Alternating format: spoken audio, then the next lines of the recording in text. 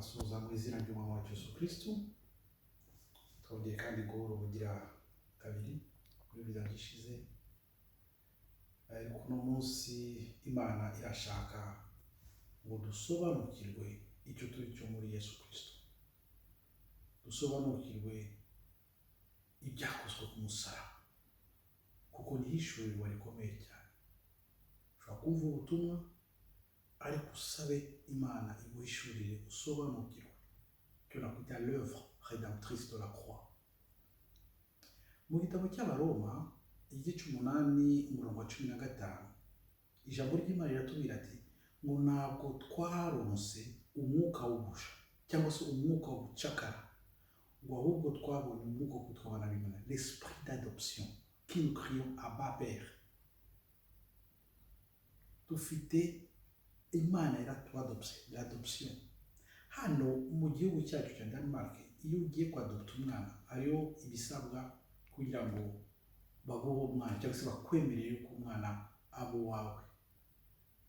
Uretse kwishura amafaranga menshi, ngira ngo ibihumbi 15 by'amadolari y'Abanyamerika wishura, ariko hari izindi mpapuro ugomba gusinyaho uvuga ko umwana uzamufata nk'uwawe.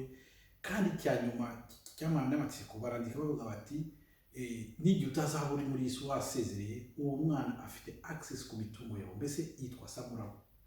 Hano mu gitabo cy'Abaroma Imana iravuga ati vous êtes mes enfants adoptifs. Hasi gato wira muri 17 cy'Imana ati nimba koko turi abana b'Imana, nous sommes alors ses héritiers et co-héritiers de Christ. Kuko muri Yohana 1:12 abamume bose bahawe bashobora kwitwa abana b'Imana.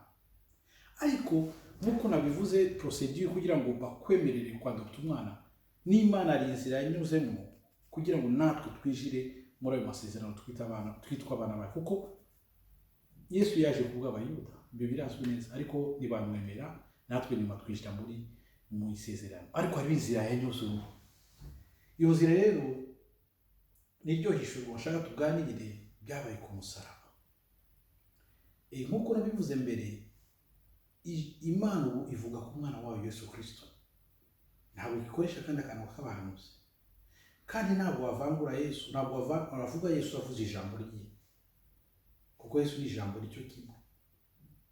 Mu buzima Yesu yabayemo ku isi, igihe yashaka gusezera, ashaka kuva muri isi, yakoranije intumwa ze. Ibyo bigereranya n'umubyeyi ushaka ugeze mu zabukuru, ushaka gusezera isi, kuva muri isi, akoranya abana be, akababwira ibintu bizaba mbere, uko bazitonde, ibyo bazitondera, mbese ibyo bazakora, akabaha inshingano, akabwira uti w'imfura uzarebe barumuna bawe, abakobwa banjye mwe muzagira urugo rwiza, agenda abaha imigisha. Kenshi abana ntabwo basobanukirwa ibyo umubyeyi arimo aravuga. Hano na Yesu igihe yakoranyije intumwa ze yashaka kuzisezera, ari amagambo yavuze akomeye, ariko intumwa ntabwo zigeze zisobanukirwa. Mu gitabo cya Yohana igice 12 aravuga ati ngo mon cœur est troublé, ngo umushaho umutima wanjye ntabwo umeze neza.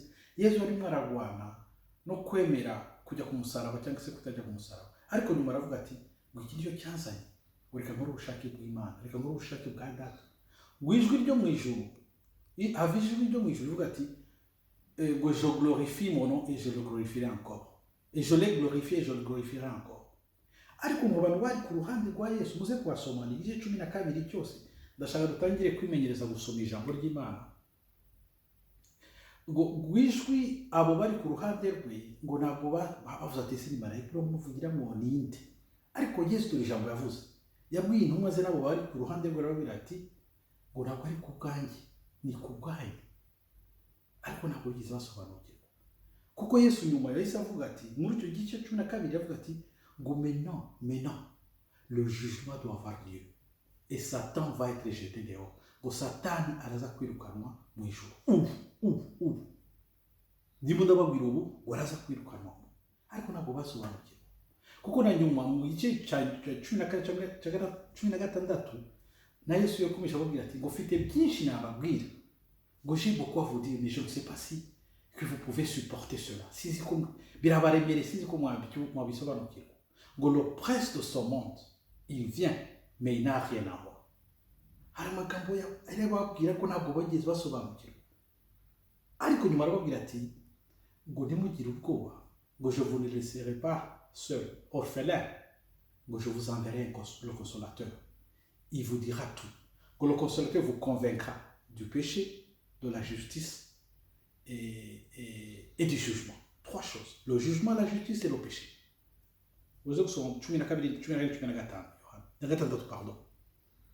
Ayo no magambo yasohoye imbere kujya ku musaraba, ariko intumwa ze ntabwo zigeze zisobanukirwa cyane.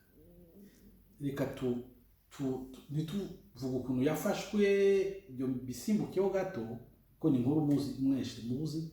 Yesu agiye ku musaraba, arashinyaguriwe, baramututse, baramukubise, amaraso aramenetse cyane, menshi cyane, aruje n'inkota, mukubita mu rubavu, amazi ava mu rubavu, baramuvunagura, bamwe bamushinyagura bavuga ati nimbura umwana w'Imana wakwivanye so aho wivane kuri uwo musaraba. Habaye byinshi bibi by'agashinyaguriro, ariko muri icyo gihe se ijuru hari yameze hate? Imana mu ijuru yarimo iratekereza muri icyo gihe, ibona umwana wayo ashinyagurirwa kuri Isaïe 53:10. Isaya igice 53 murongo wa 10. La Bible, voici ce que déclare le Seigneur. Il dit, il a plu à l'Éternel de le briser par la souffrance. Il a plu à l'Éternel de le briser par les souffrances. Donc, Imana, Dieu a approuvé la souffrance de Christ. Dieu a approuvé que Jésus soit humilié sur la croix. Dieu a approuvé que Jésus soit maltraité. Il a accepté cela. Et ngo byaramushimishe. Reka dusome mu Kirundi, nizere yuko mu Kirundi babyanditse neza, ko mu Gifaransa bavuga ngo il a plu à l'Éternel.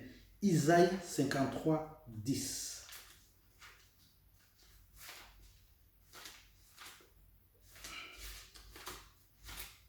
Isaïe, je suis là. Isaïe 53:10. Mu Kirundi. Bibiliya madame nkoresha 53:10. Nizere ko ari yes. Ngo yamara uhoraho yashimye kumujanjagura, yaramubabaje. Uhoraho yashimye kumujanjagura, sinzi icyo ari cyo. Ngira ngo madame kujanjagura ni iki? Kumutabagura. Kumutabagura. Kumutabagura. Cyangwa kumuvunagura. Voilà, kumuvunagura mu Kirundi. Merci mama. Ngo ya ingwima uhoraho yarishimye, ngo byaramushimishije kubona umwana wavunagura. Iri jambo rikomeye bavandimwe. Sizi ko ari umuntu yakomere ko umwana we bamukora ibintu nkabira akavuga ko yishimye, ariko Imana yarishimye. Aho niyo mpamvu Paul yasobanukiye avuga ati ngo nous devons avoir une révélation de la grandeur, de la largeur, de la profondeur de l'amour de Dieu. C'est une grande révélation. Ici, il a plu à l'Éternel. Ngo byaramushimishije kubona Yesu akorerwa ishano kuriya ku bwacu. Donc amaraso arameneka, Yesu arabaho, Yesu arapfa, ku munsi wa gatatu arazuka nk'uko ibyanditswe bibivuga. Ariko birashoboka bite bavandimwe bakundwa muri Yesu? Amaraso yameneke Golgota ashobora kuncungura jewe ndi hano muri Denmark, uri Burundi, uri mu Rwanda, uri Burkina Faso, uri Amérique centrale, Amérique du Nord. Birashoboka bite? Amaraso yameneke Golgota 2000 ans, hashize imyaka 2000. Ariko ngo abamemwe bose, en confessant de la bouche et en croyant du cœur, on parvient au salut, à la justice. Mais comment iyo phénomène isobanukiwe gute? Le message de la croix, c'est une folie pour ceux qui périssent. Mais pour nous qui avons Christ, pour nous qui croyons en lui, c'est une puissance de Dieu. C'est une puissance de Dieu. Injili y'umusaraba ni imbaraga kuri twe abizera Yesu. Mu gitabo cya Yohana igice cya 20 umurongo wa 17 nimba nibeshe neza, Yesu amaze kubona na Marie Magdala Marie Magdala yashatse guhobera Yesu. La Bible dit qu'il voulait le retenir. Mais Yesu aramubloka, aramubwira ati ne me touche pas avant que j'aille au ciel. Donc je vais voir mon Père qui est votre Père, je vais voir mon Dieu qui est votre Dieu. Mais va dire à mes frères, va dire à mes frères que je vais au Père. Reka twasome mu Kirundi, Yohana, Injili ya Yohana igice cya 20 cyangwa 20, Yohana 20, nimba reka ndebe verset 17 si c'est pas 16 kuko Bibiliya y'ikirundi n'ikinyarwanda iyi France rigiye bidahura mu maverset 17 non 20 pardon, Jean 20, est-ce que c'est 17? Je vais voir. 20, yes, Yohana 20 igice 17 ngo Yesu aramubwira ati ntungoreko kuko ntaraduga kwa data. Aleluya. Ntungoreko kuko ntaraduga kwa data, ariko ngo genda kwa bene data ubabarire uti agira duje kwa se ari we so, ati ku mana yiwe ariyo mana yawe. Voilà. Est-ce que mwari muzi yuko Yesu yagiye mu ijuru ava yuko abona n'intumwa ze? Yabwiye Marie Magdala, genda ubwire yuko ngiye kwa data ari we so, ngiye kuduka ku mana yanjye ariyo mana yawe. Mais qu'est-ce qu'il est allé faire aussi? Yagiye gukora iki Yesu? L'Ancien Testament, c'est l'ombre du Nouveau Testament. L'Ancienne Alliance est l'ombre de la Nouvelle Alliance. L'Alliance faite au mont Sinaï est l'ombre de l'Alliance faite au mont Sion. L'Alliance de la loi, c'est l'ombre de l'Alliance de la grâce. Il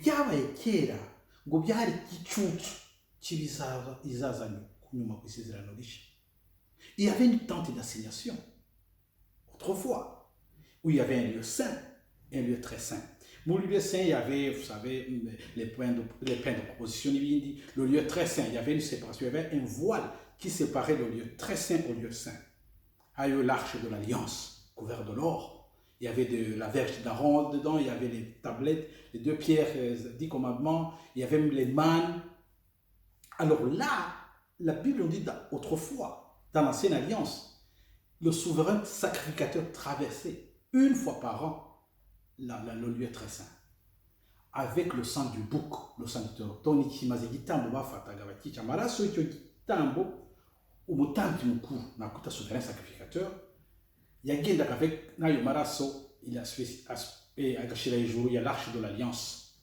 Quand il sortait, la foule qui entourait la tente d'assignation célébrait parce que le pardon leur était accordé. Donc babonaga ebese pardon kirundi kubabarirwa barababarirwa, ariko rimwe mu mwaka, undi mwaka bakwira kandi bakabikora, undi mwaka bakwira bakabikora. Donc c'était une fois par an. Icyo cyari igicucu cy'ibigiza bizaba mu gihe cya Yesu. Ibyo nibyo Yesu yakoze ku musaraba, amaraso ye. Hano baturateguye yagiye mu ijuru. La Bible nous dit dans l'Épître aux Hébreux, qu'il a traversé une fois pour toutes. Ngo yanyuzemo rimwe gusa. Ngo il a déchiré le voile qui séparait le lieu très saint du lieu saint.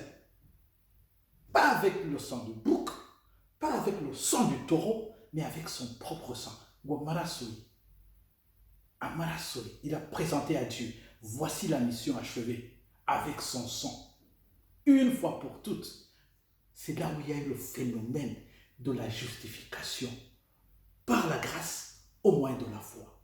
Devant Dieu, par le sang de Christ, nous sommes justes. Je le répète,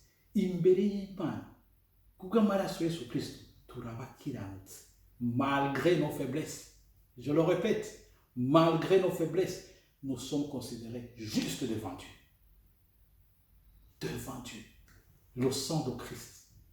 Ce jour-là, depuis ce jour-là, Satan n'avait plus le droit d'aller au ciel. Mais Satan est au mu ijuru kuturega.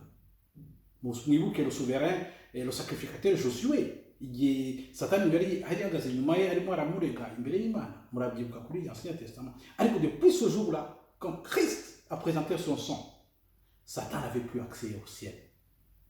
Alors, qu'est-ce que Christ a reçu? Par son sang, le ciel s'est réconcilié à la terre. Dieu s'est réconcilié à nous. Et Christ a reçu une meilleure alliance. Vous connaissez que Jean-Paul qui m'a dit une meilleure alliance basée sur les meilleures promesses. Une meilleure alliance par rapport à celle de Moïse, basée sur les meilleures promesses. La Bible nous dit, par la mort de Christ, il a dépouillé Satan. L'épître aux Colossiens, chapitre 2, verset 15. Abakolosayi cya kabiri umurongo 15 ngo il a dépouillé Satan de toute autorité et de toute domination et il les a livrés au public en triomphant d'elle à la croix. Bibiliya ngi mu cyongereza Parallel Bible Amplified New King James Version iravuga he displayed them. Display bivuga exposé, donc yafashe domination autorité bya Satani abishyira ku rubega ngo arabyerekana agenda abyerekana. Voici nguko abayeburayo batubwira ati ngo celui qui avait le pouvoir de la mort a été anéanti. Mwibuke Yesu yagendaga mu butayu akageragezwa muri Luka 4, Satani yamujyanye hejuru umusozi aravuga ngo ibi byose ubona ni ibyanjye kandi byari byo. Nanjye Yesu ntabwo yigeze abihakana, ariko hano turabona yuko ngo byose yarabimwambuye. Il a dépouillé, c'est-à-dire bwana kumusopa kila kitu chote yari afite arakimuvanamo. Bavandimwe, voici ce que Christ a eu pour nous par son sang. Alors, katuganire rero. Isaïe nous dit dans 53, chapitre 53, verset 1, qui a cru à ce qui a été annoncé? Qui a reconnu le bras de l'Éternel? La même question se pose. L'apôtre Paul même l'a dit même au verset 15, épître aux Corinthiens, 15e chapitre, verset 1, il dit, l'évangile que j'ai reçu, je vous le donne comme je l'ai reçu. C'est par lequel vous avez été sauvés. Non, vous avez reçu, vous avez persévéré, par lequel vous avez reçu, pourvu que vous le retenez, tel que je vous l'ai annoncé. Premier épître aux Corinthiens, 15e chapitre, verset 1. Mais qui va croire à ce que je vais annoncer? Qui va croire à ce que j'ai annoncé? Voici l'alliance que Christ a décrochée à la croix. Meilleure par rapport à Moïse. Mais qu'est-ce que Moïse a eu comme promesse? La Bible, voici ce que déclare le Seigneur. L'Épître aux Hébreux, 11e chapitre, on nous parle des héros de la foi. Baratubwira ngo intwari mu kwizera. Baratubwira Abraham, baratubwira Sarayi, baratubwira Isaka, baratubwira Yakobo, baratubwira Yosefu, baratubwira Samuel, baratubwira Dawudi, baratubwira Jefte, baratubwira Samson, baratubwira na Moïse. Ngo abo bose mu kwizera ngo bagiye bafunga akanwa k'intare, bajya mu miriro bakora ibitangaza bikomeye. Ngo ariko tous sont morts sans avoir obtenu ce qui leur était promis. Tous, et Abraham, et Jephthé, et Moïse. Moïse lui-même a vu Christ de loin. 4000 avant, il a dit, ces humiliations, ces souffrances valent plus que le trésor de l'Égypte. Pour ce fait, je refuse d'être appelé fils de Pharaon. Il a vu Christ de loin. La Bible dit, l'Épître aux Hébreux, 11e chapitre, là en bas, qu'ils ont vu Christ de loin. Ils ont vu les promesses de loin. Ils les ont saluées de loin. Pourquoi Dieu a fait ça? Épître aux Hébreux, 11e chapitre. Alléluia. Hey. Oh, mana.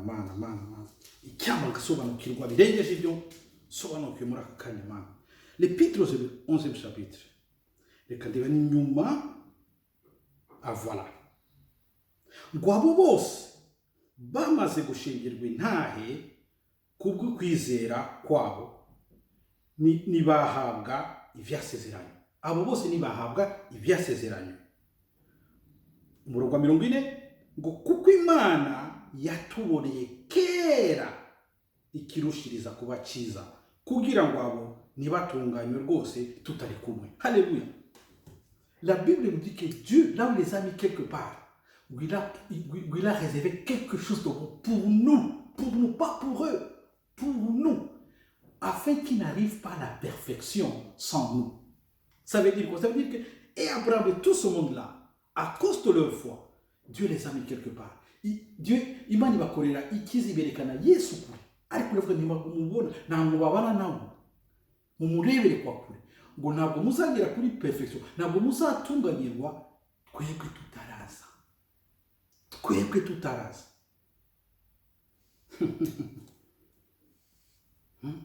Twebwe ni bande? C'est nous. Nous. Mais Christ, nous ne nous arrivons pas de loin. Christ vient à nous. Nous sommes le temple du Seigneur. Voici ce que déclare Jésus même. Dans Luc 7e chapitre, le verset 25, il déclare aux Juifs ceci. Qu'êtes-vous allé voir au désert, dans le désert? Le prophète, plus qu'un prophète. De tous les hommes nés d'une femme, plus grand que Jean-Baptiste, il n'y a pas. Mais le plus petit dans le royaume de Dieu est plus grand que lui. Mais qui sont dans le royaume de Dieu? N'est-ce pas nous? Puisqu'il nous a transportés du monde des ténèbres vers le monde des lumières et nous a fait asseoir dans les lieux célestes. Spirituellement, nous sommes avec lui, mais charnellement, physiquement, nous sommes encore ici. Nous sommes dans le royaume. Bavandimwe, niba ibyo byose tubifite, Satani akaba yarambuwe autorité, akaba yarambuwe byose, Satani se asigaranye iki? Kuko mu materaniro menshi, iyo bavuze bati ngo n'umwanya wo guhimbaza no kuramya Imana, ni bangahe se bahaguruka kuramya Imana? Ariko bavuge bati ngo harageze ko twirukana imyuka yose mibi ya Satani, imyuka yose y'umwijima. Urebe ukuntu itorero rihagurukana umurava, birukana Satani, baha imbaraga Satani. Pourquoi? Nimba byose Satani yarabyambuwe akaba yaratsinzwe, kuko Yesu yaravuze ngo iva itejete dehors, yaratsinzwe ku musaraba, asigaranye iki? Épître aux Éphésiens, 6e chapitre, le verset 10. Abanyefeso igice cya gatandatu umurongo wa 10. Au reste, frères, finally, brothers, be strong in the mighty name of our Lord. Fortifiez-vous dans le Seigneur et dans sa puissance. Revêtez-vous de toutes les armes afin de tenir ferme. Contre quoi? La puissance de Satan? Mais non. Contre la force de Satan? Mais pas du tout. Mais contre les ruses de Satan. Mayele à Satan, s'il vous plaît.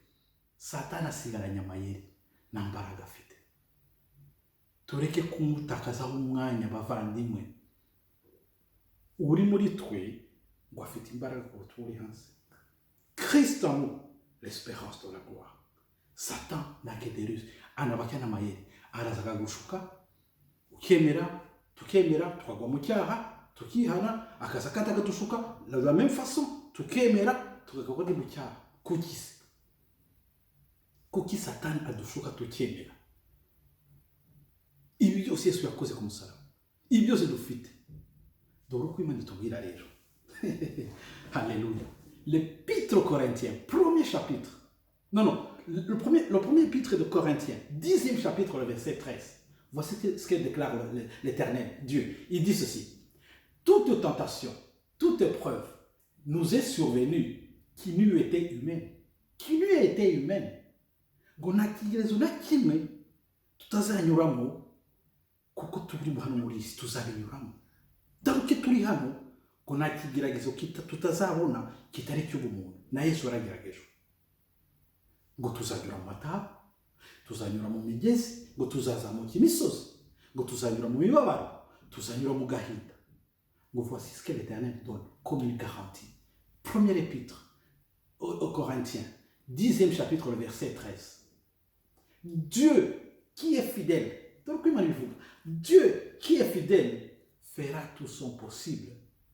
Il n'acceptera pas que nous soyons tentés au-delà de notre force. Il fera tout son possible pour nous faire sortir. Alléluia. 1 Corinthiens, 10e chapitre, le verset 13. Imani ziko tuzageragezwa. Imani ziko Satani afite amayeri. Ariko Imana iraduha garanti. Iravuga ati muzageragezwa yego ndabyemera. Ngo ariko sizemera ariko mugeragezwa kuruta imbaraga mufite. Ngo zakora uko shoboye yewe Imana. Zakora uko shoboye ngo mbibavanemo. Shaka kwisoma mu Kirundi sobanukirwe neza. 1 Corinthiens. Il y a causé un moment. Roma et puis 1 Corinthiens ikete rya mbere ry'ibikorinto igice c'icumi umurongo wa 13 nizere ko bihura n'igifaransa 13e verset je ne suis pas encore là voilà 13e voilà ngo nta cyabagerageje kitari icy'umuntu yoshobora kwihanganira ngo ariko Imana niyo kwizigirwa haleluya nizobakundira ko mugeragezwa n'ibiruta ivyo mushobora ngo ariko hamwe n'ibigeragezwa gwizobakira icyanzu kugira ngo mubone ingene mushobora kubyihanganira. Ça c'est la promesse que Dieu nous donne, mes frères et sœurs. Il sait très bien que je entendre. Il sait neza ko tuzanyura mu bigeragezo. Nanjye ndimo ndapresha ndanyura mu bigeragezo kandi zanyura mu bigeragezo. Ngo ariko icyizere mfite ngo nuko Imana yanjye ngo izakora uko ishoboye ngo mbyihanganire birangire. Ngo les souffrances que nous endurons aujourd'hui ne valent pas la révélation que nous avons aujourd'hui. Ne valent pas la révélation qui nous est réservée. Uko niko Baroma bivuga. Indi garantie ya kabiri Imana ituha ku mayeri ya Satani. Le deuxième épître aux Corinthiens, 10e chapitre, le verset 4, la Bible nous déclare au Seigneur ceci. Les armes avec lesquelles nous combattons ne sont pas charnelles, mais plutôt spirituelles, pour renverser toute forteresse qui s'oppose à la connaissance de Christ et de rendre toute pensée captive à l'obéissance. Ngo dufite imbaraga gubirwanisha Imana duhe ntabwo ari iby'umubiri ngo ahubwo ni iby'umwuka ngo gufata mbiri ngo ibitekerezo byose bibi bidahuje n'ijambo ry'Umwami wacu. Ça c'est la garantie que Dieu nous donne. C'est la garantie que Dieu nous donne. Ariko ijuru ibyo byose Satani araza tukemera tukashukwa kubera siki kandi dufite ibyo byose. Hosea igice cya 4:6 ngo ubwoko bwanjye buraribwa no kutamenya. Mon peuple périt par manque de connaissance. Bibiliya n'icyongereza bivuga ati ngo lack of understanding, no kuvuga kutagira ubwenge. Kuki se ibi byose Imana yaduhaye izo garanti Imana tubwira ati ntabwo izemera ko tuba tante, ntabwo izemera izakora uko ushoboye tuvanemo, kandi cyakabiri ngo dufite imbaraga zo kurwanya Satani kuko imbaraga yaduhaye gusiza umubiri ahubwo n'iz'umwuka. Ibyo siko dufite ariko tukabyibagirwa tukimenya Satani ngo nuko utamenya. Ariko Yesu adufitiye umuti nuko utamenya. Yesu afite umuti. L'évangile Saint Jean, au 8e chapitre, 28, 29, 30, 31. Ndaza kuhababwira muze kuhisomera utangire kwiga gusoma ijambo ry'Imana. Jésus enseignait. La Bible nous dit le verset 29 ou 28, 29 que les Juifs crurent en lui. Les Juifs crurent en lui. Et Jésus lui a dit, ce n'est pas suffisant. Mais si vous demeurez dans ma parole, si vous vous appliquez à la parole, ngo nimwibanda ku ijambo ryanjye ngo muzaba bigishwa banjye b'ukuri ngo muzamenye ukuri kubabatura. Nimba Satani azana amayeri y'ububeshi ngo ariko nimba dufite ijambo ngo tuzaba bigishwa b'ukuri ba Yesu ngo tuzamenye ukuri. Si nous nous appliquons à la parole, le Saint-Esprit ouvrira nos yeux et nous connaîtrons la vérité. Et cette vérité qui va nous affranchir. N'a une solution. Retournons à la parole, mes frères et sœurs. Retournons à la parole. Uzi, abanyafrika turi mu muryango mugari. Tubana na batonton, ba cousin, cousine mu rugo ugasanga turi benshi. Iyo ufite udufaranga twawe, kenshi wasanga umuntu atuhishije munsi ya matera, munsi ya oreiller, mu mashesheti. Bamama basamara banatia amasutiye. Lakini nimba ushaka kubika udufaranga twawe ntibatume yashire mu gitabo. Nta munyafrika ujya usoma ibitabo. Bazabona amafaranga azaba ari tranquille kuko ntabwo dusoma. Yesu aratubwira ati ngo dusubire mu ijambo, twibande ku ijambo rye, turisobanukirwe. Kandi Mwuka Wera, ijambo riratubwira Mwuka Wera aratuyobora muri byose. kugira ngo dufunguke amaso dusobanukirwe, ariko ntabwo dusoma. Umuntu akava mu itorero, araje arakubwira inkuru ngo yatubarikiwa sana, muri barikiwa koma, akibagirwa na verse yize avuye mu itorero, akibagirwa complètement kuko udasoma. Paul et Silas étaient à Corinthe, ils enseignaient. Et puis la Bible nous dit que dans l'Acte des Apôtres, du 7e chapitre, le verset 11, ils se dirigeaient vers une petite ville qui s'appelait Bérée, Ibéraï. La Bible nous dit que les Juifs de Bérée, ils vérifiaient, les Juifs devaient recevoir la parole avec ardeur et affection. Et ils vérifiaient toute écriture. Ngo bafataga ijambo bakanyurwa, ariko basubira mu rugo ngo bagasoma kandi ngo kugira ngo barebe yuko ibyo bigishijwe na Pawulo ari ukuri. Mes frères, ce que je vous presse aujourd'hui, vérifiez si je suis un faux témoin de Dieu. Vérifiez par la parole. Ubu dufite izi Bible en ligne, Bible online. Mugende muri Google, mugende Bible, musome, murebe. Et le Saint-Esprit illuminera les yeux de vos cœurs kugira ngo namwe musobanukirwe. Retournons là à l'écriture. Nidusome bavandimwe ngo tuzamenye ukuri kuza kubatura, nous affranchira. Je conclue ce message en m'adressant à 3 groupes d'individus. Le premier groupe d'individus, c'est les petits-enfants. Les petits-enfants. Vous qui ne péchez point. Mais si vous arrivez au péché, nous avons un avocat auprès du Père. Nous avons un avocat auprès du Père. Si nous confessons dans notre bouche nos péchés, il est fidèle à nous pardonner. Il nous donne une garantie qui dit que avançons avec assurance devant le trône de la grâce. Si vous avez tombé, avance. Nimusubizemo imbaraga. Mwongere kandi mukomeze urugendo. Deuxième groupe, les jeunes gens. Les jeunes, vous qui ne péchez point, vous qui avez vaincu le mal, vous qui avez gushaka, mwaragitsinze, umukurinde intera. Songa mbele. Shimameni imara. Combattez mon combat de la foi. Troisième groupe, opère. Toutes vos actions, toutes vos pensées, tout ce que vous possédez, c'est pour la gloire de Dieu. C'est pour la gloire de Dieu. C'est pour la gloire de Dieu. Ikamba yabategereje. Jeune, simameni imara. Nimusubire inyuma. Ngo kuri ko iri fazi yabwiye Yobu ati, ngo ugiye gusubira muri ya nzira ya kera, ngo bayinyuze bose barapfuye. Petits enfants, nous avons un avocat. L'intermédiaire, c'est Christ. Confessez vos péchés. Musubizemo imbaraga, mwongere kandi mukomeze inzira. Dukomeze inzira. Dukomeze inzira. Dukomeze inzira.